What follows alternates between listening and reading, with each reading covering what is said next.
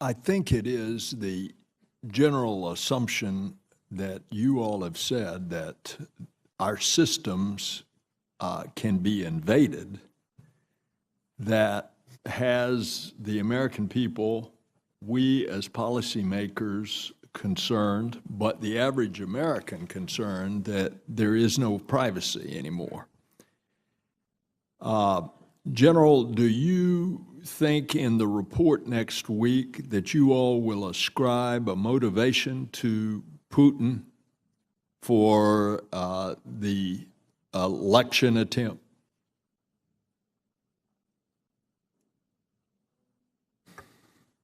Yes, we will ascribe a motivation. I'd rather not, again, preempt the report. Understood.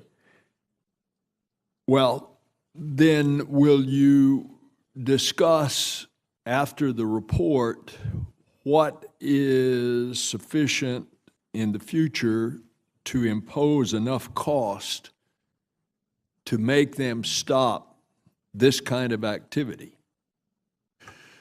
No, we won't. If we're going to speak to that, that would be separate from the report. What the report will include, per the President's tasking, was a section contributed by the Department of Homeland Security and NIST, I believe, on best practices for defending. But it does not speak to that which is really out of our lane. That's a policy call. So we're now talking about deterrence. And as one of you said in your testimony, it's not like the nuclear standoff of mutually assured destruction, because we don't have a particular deterrence now. Would you discuss that? Point I was trying to make is that in the case of nuclear deterrence, there are instruments you can see, feel, touch, measure, weaponry. We've had a demonstration a long time ago of the impact of nuclear weaponry. And that is what creates both the physical substance of deterrence as well as the psychology. And the problem with the cyber domain, doesn't have those physical dimensions that you can measure, see, feel, and touch as we do with nuclear deterrence. So let me give you an example. Help us understand, had the supposed invasion into the Vermont utility been, in fact, an invasion by a foreign power, and ascribed to that was shutting it down, if that had been the case, what would be some of the options that we would do? Well, again, this would be, as I understand it, by the way, it was not, but had it been from, say, malware planted by a foreign power, I think that's something would be very situational dependent as to what to do about it. As I indicated in my remarks, perhaps a cyber reaction to a cyber act may not be the best course of action. Some other form of national power, sanctions, is what we have traditionally used. And as I also indicated, the problem, at least for me, is, and I'll ask others to speak if they want to, is not knowing, if you do retaliate in a cyber context, not knowing exactly what counter-retaliation you'll get back. Now, we go through all kinds of exquisite thought processes on deciding how to react. We try to be very surgical, very precise. We try to gauge what the second-order or unintended consequences might be. I don't think others are similarly disposed to consider such precision and such exactness when they respond. So there's always that issue of counter-retaliation, ergo my my brief mention that it's, in my view, best to consider all instruments of national power. And I think that's what's concerning us. Could we, the United States, do we have the ability that we could make it so tough on North Korea with a cyber attack that it would deter them from some of their strange behavior?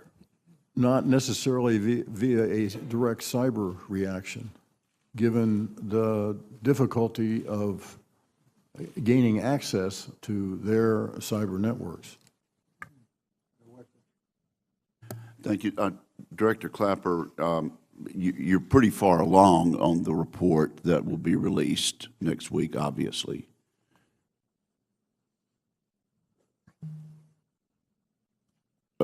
How far along are you, and what do you lack, and how will this be released? Will it be in a classified format? Will you be willing to testify in an open hearing like this, or will we need to go down to the SCIF to hear this? What's planned is a series of briefings in the Congress. I think I have 4 more hearings to do. First with our oversight committees, which will be closed hearings, I believe, and then there'll be and when will that be? All House, all Senate hearings, I believe, next week, as we roll out a version of the report early. So that those will be followed by a unclassified version. I see. So the public will not hear sources and methods, but you think it'll be fairly convincing without going beyond what? I assure you that I intend to push the envelope as much as I can on, particularly on the unclassified version, because I think the public should know as much about this as possible. This is why I felt very strongly about the statement we made in October. And so we'll be as forthcoming as we can, but there are some sensitive and fragile sources and methods here, which is one reason why we're reticent to talk about it in this setting. Right, and you've said that, and I expect you'll be challenged with some very talented questioners up and down the dais here today on that. And I would have to support what Senator Nelson has said. As regrettable and reprehensible as the hacking of political parties is, I do think Senator Nelson has touched on really the larger issue, which really is the subject matter of this hearing, and that's what the real threats are. And it concerns me that that we really don't know what the deterrence ought to be, and I wonder at what level are conversations taking place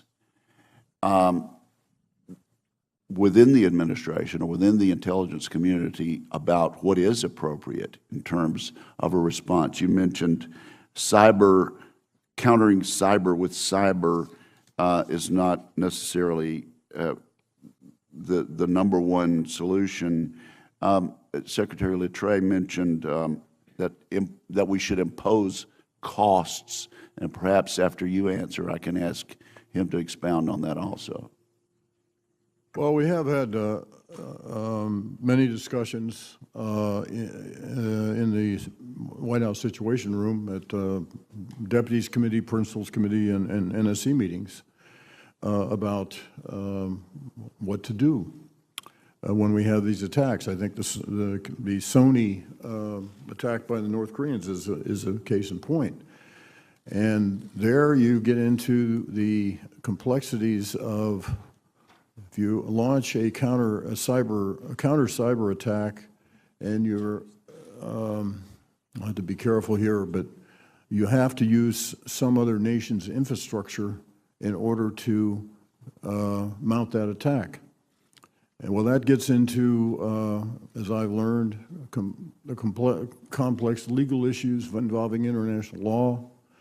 And so the judgment was to impose some other costs other than a direct cyber retaliation. Did you recommend the president's sanctions? Were his actions in response to the Russian hacking part of your recommendation, or did that come from someone else? Well, that was, well, without going into internal decision-making, I think that was, you know, was a consensus interagency view. Secretary Littrell, what about imposing cost? What did you mean by that? Well, as part of an approach that to deterrence that takes each case as it comes up, case by case, we need to look at ways to respond, first deter and then respond to attacks at a time and a place of our choosing that favors advantages that we have as we use all of the instruments available. So we look to deny objectives and then impose costs, as you indicated, Senator. Imposing costs really can come from things like were announced last week with the sanctions that were applied in the case of the Russian hacking situation. But they can go more broadly than that. From the military's perspective, we're concerned not just about Russia's cyber hacking, but also about a range of aggressive actions by Russia across multiple regions of the globe.